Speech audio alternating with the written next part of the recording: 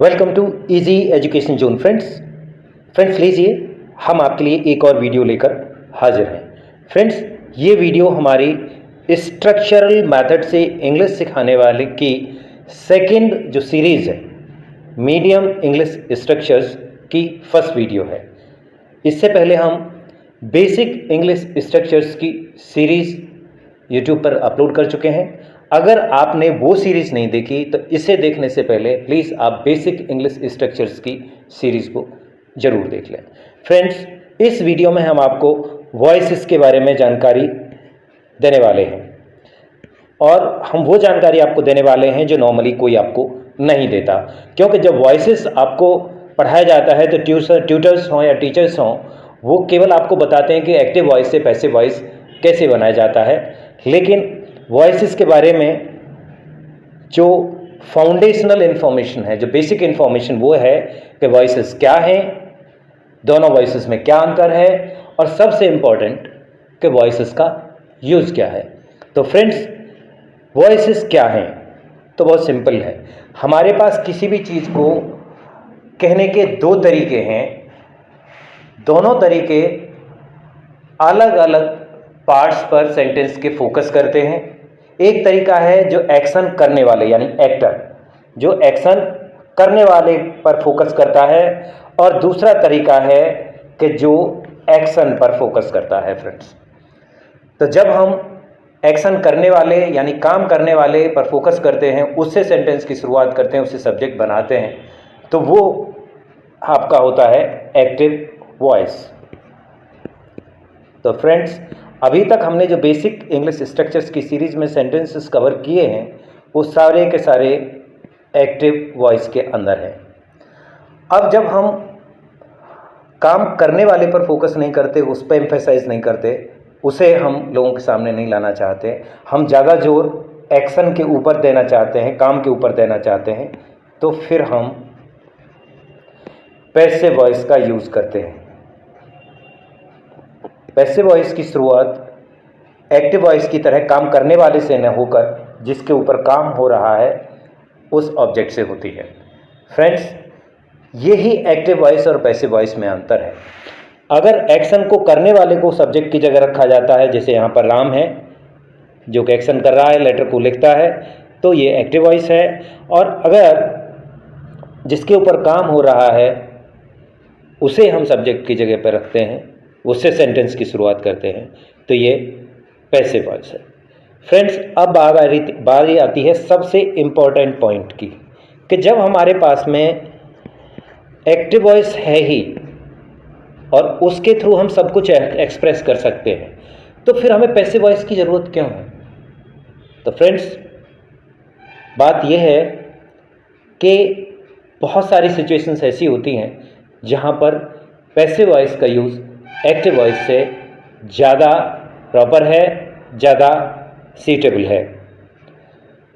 जिन जगहों पर हमें एक्शन करने वाले की जगह एक्शन पर फोकस करना होता है, जहाँ पर हमारे लिए एक्शन ज़्यादा इम्पॉर्टेंट होता है, एक्शन करने वाला इतना इम्पॉर्टेंट नहीं होता, उन जगहों पर पैसिव वॉइस यूज़ करने की सलाह दी जाती है। तो इस तरह की कुछ सिचुएशंस को मैं इस वीडियो में कवर कर रहा हूँ। नंबर 1, जब आप एक्शन को रिपोर्ट करते समय, जब आप कोई एक्शन रिपोर्ट कर रहे हैं और उसमें एक्शन करने वाले का नाम नहीं लेना चाहते, जिसने वो काम किया है उसका नाम नहीं लेना चाहते, तो फिर आपके पास क्या रास्ता बचता है? आपके पास फिर पैसिव वॉइस को यूज़ करने का रास्ता बच जाता है, क्योंकि पैसिव वॉइस में काम करने वाले के ऊपर फोकस नहीं किया जाता। जैसे कि राम ने टेबल तोड़ दी, एक्टिव वॉइस है, लेकिन सपोज राम आपका फ्रेंड है और आप टीचर से उसका नाम नहीं लेना चाहते, तो आप जब टेबल के टूटने को रिपोर्ट करेंगे टीचर को, तो आप बोलेंगे सर टेबल तोड़ दी गई है। यहाँ पे किसने टेबल तोड़ा है वो आपने नहीं बताया। नंबर 2, जब एक्शन करने वाले का पता ही ना हो।